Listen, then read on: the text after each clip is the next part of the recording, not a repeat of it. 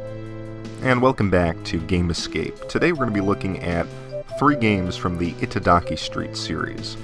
This is a series of board game titles from Japan, and as a collector of retro games, I always look for the titles that maybe have never made it over here, maybe never have been terribly popular, but that I can nonetheless enjoy and get into, and this is really one of those games. It's a unique takeoff on Monopoly. The same concepts apply. You have a game board and you're trying to buy properties and extract payments from your opponents when they land on your property. The difference here is the inclusion of a stock market system. And what this allows you to do is invest in a number of the city's various districts, and you can see the districts are broken down on the bottom left-hand side of the screen, and as you invest in these districts, you can actually receive payments every time there is a transaction in any of the districts, and of course, if the value of those districts declines, so too does your stock. The key strategy with playing the stock market in these games is that you want to heavily invest in the districts in which you own a lot of properties. And as you purchase more properties in the district, their maximum capital increases, and you can kind of quickly acquire a lot of money by driving up the prices of your holdings. And this is all very important because the objective of the game is to acquire a certain amount of assets and return to the bank. The amount will change depending on the game board. Typically, can be somewhere between 15 and 25,000 gold, and you really want to build your holdings and build your wealth as quickly as possible. Now, how you keep track of that, if you look on the bottom right-hand side of the screen, you'll see 2 columns of numbers. The column on the left represents your cash, your liquid assets. The column on the right represents the total value of all of your assets, so stocks and properties. And the column on the right is the column you want to pay attention to, because that's the column that will determine whether or not you've made the asset target. It's not how much cash you have, as represented on the left-hand column, but the total value of your assets that you see on the right.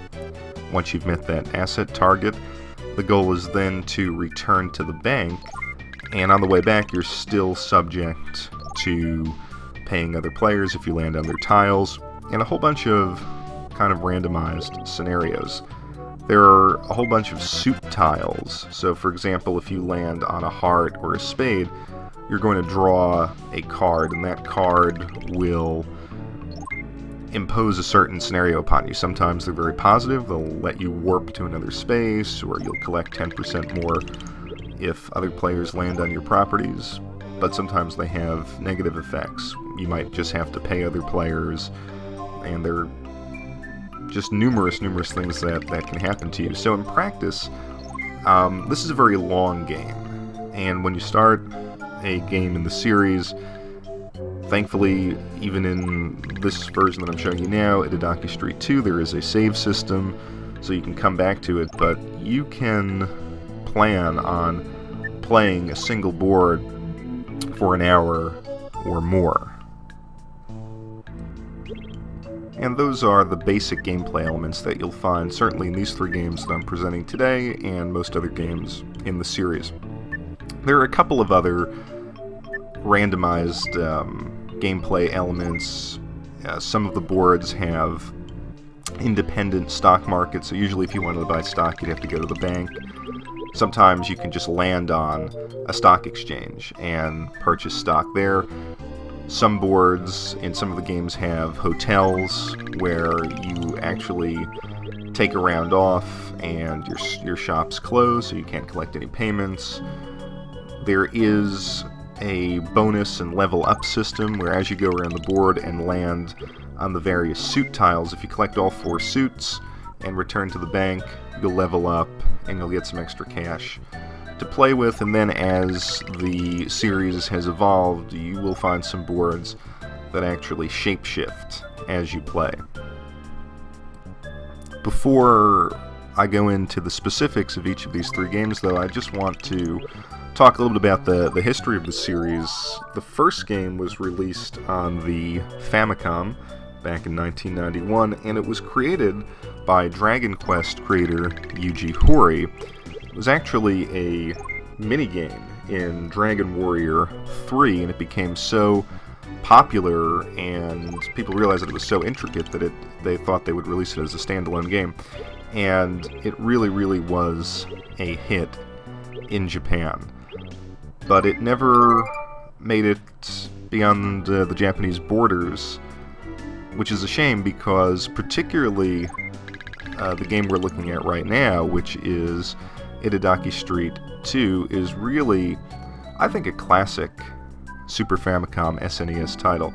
First of all, the visual style of this game, to me, is so reminiscent of the great Super Famicom RPGs. It has great music, and it is really engaging. I kind of think that if there had been a translation of this, that it probably would have achieved a cult status here in the States.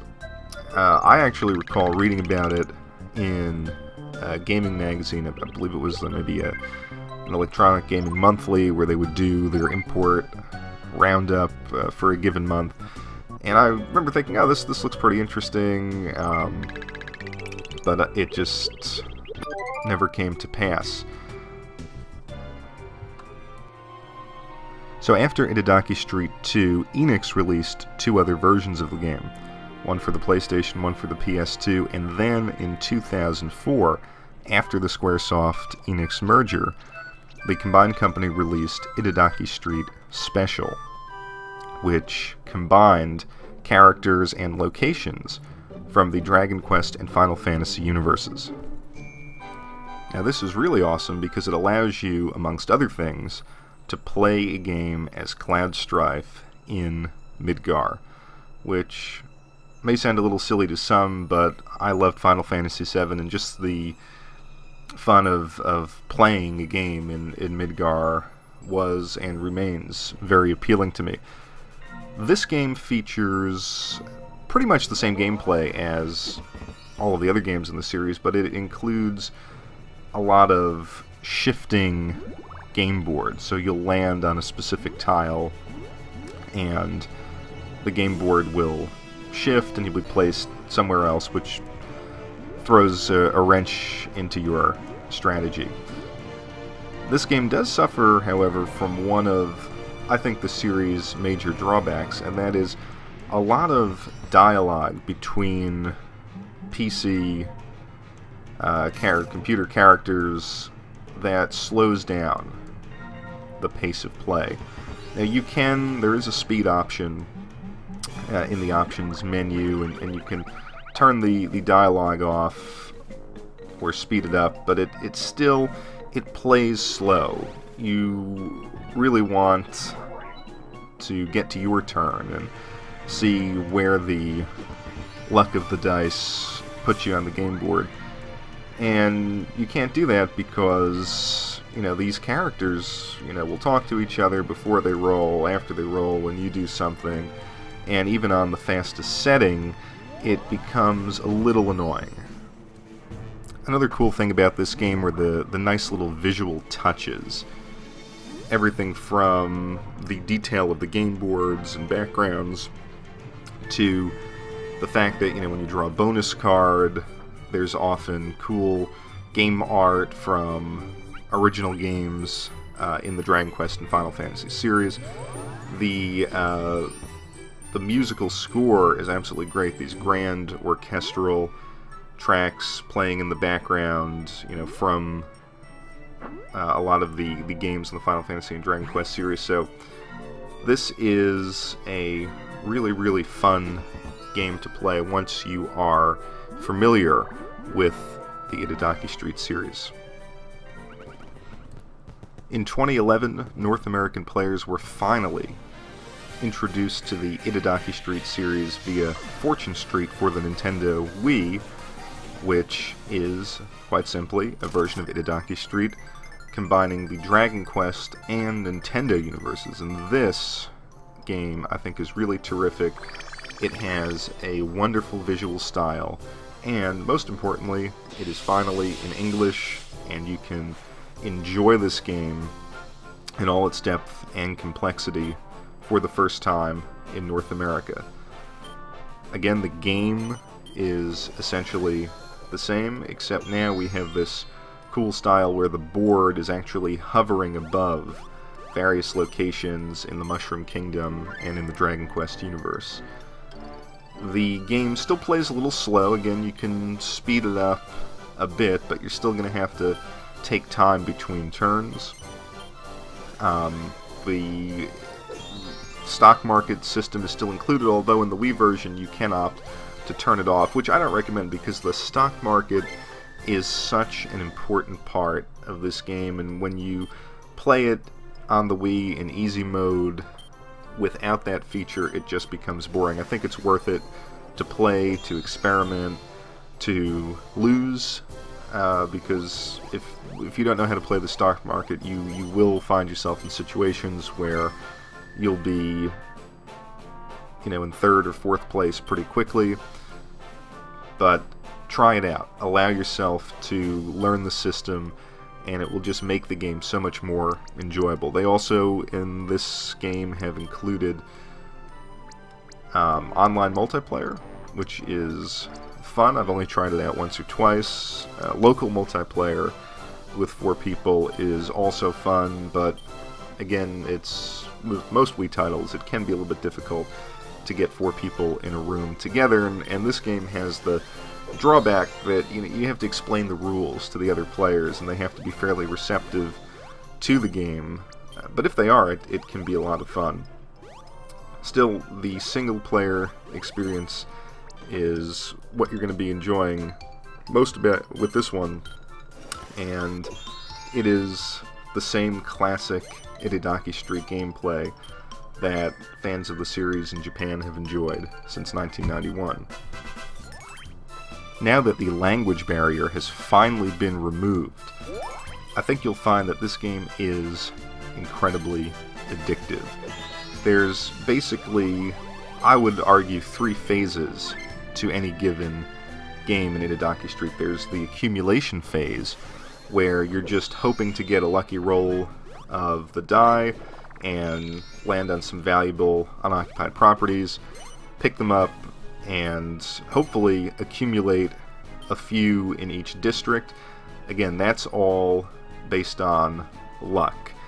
Once most of the properties have been accumulated, that's where the improvement phase comes in. You're hoping to land on one of your properties, and then that will allow you to improve any other property that you own. So if you've been lucky enough to pick up a really, really valuable property in the accumulation phase, you want to invest in that heavily.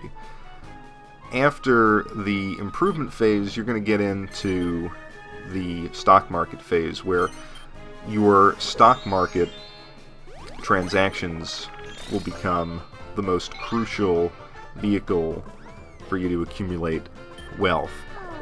It will allow you, as I mentioned before, to profit from every other player's transaction, but it will also minimize your losses, because even if you land on a player's property in another district, if you own stock in that district, you will lose cash, but you will also gain a return on the transaction. So if you have to pay 100 gold to a player, you might get 20 gold in return if you're heavily invested in that part of the board. And your ability then to play the stock market in this phase of the game is ultimately how you achieve victory. And each phase of the game is incredibly fun.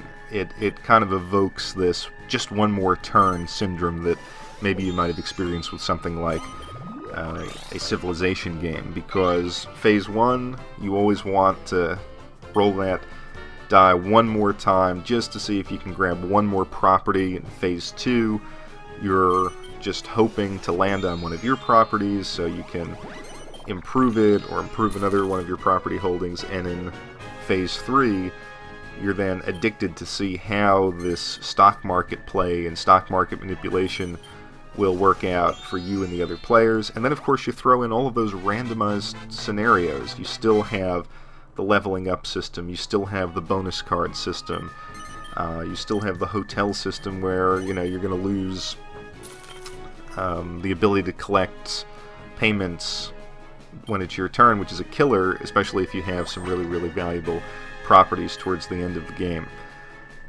So this one, for the Wii, I think is the version to pick up. It is dirt cheap at this point. I believe I found it on Amazon new for maybe $12, and it is just an excellent way to introduce yourself to a great series and to a game that you can always come back to. I find that, you know, if I'm bored or if I have some time on my hands, I can always fire up any of these 3 games and just lose a half hour, 45 minutes, an hour, and it's enjoyable every time. And if you can find, if you pick up the Wii version, and you can find some people who are willing to learn the game, and you want to have a multiplayer experience, all the better. It is a lot of fun to play in a multiplayer setting. That having been said, I really think my favorite version of the game is Itadaki Street Special. Of these 3 that I'm showing you, Itadaki Street Special is just one of those unique mashup titles, and I love the fact that you can combine characters from Dragon Quest and Final Fantasy. It's a little on the expensive side, probably going to pay between $20 and $40 for it.